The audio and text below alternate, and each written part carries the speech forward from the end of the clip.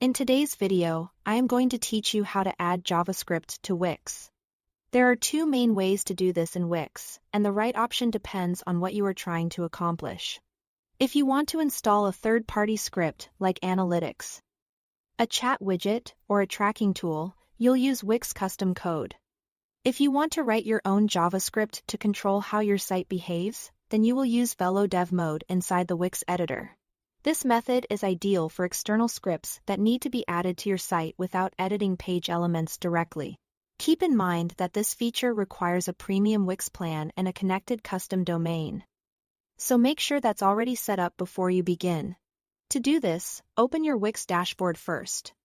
From the left-hand navigation menu, click Settings. Then scroll down until you find the Development and Integration section, or in some accounts, the Advanced section, and select Custom Code. Once you are there, click Add Custom Code in the top right corner.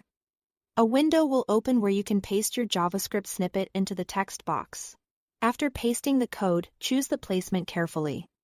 You'll usually see options like head, body at the start, or body at the end.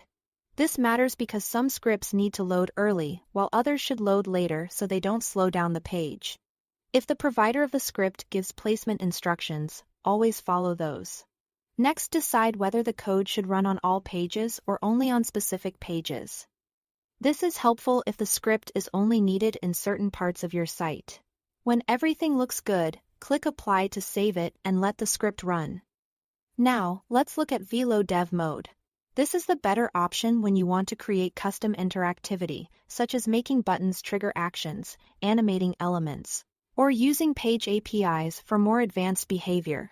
Open your site inside the Wix editor in the top menu bar, click Dev Mode. Then select Turn on Dev Mode. Once it's enabled, an integrated development panel will slide up from the bottom of the editor. This is where you'll write and manage your JavaScript.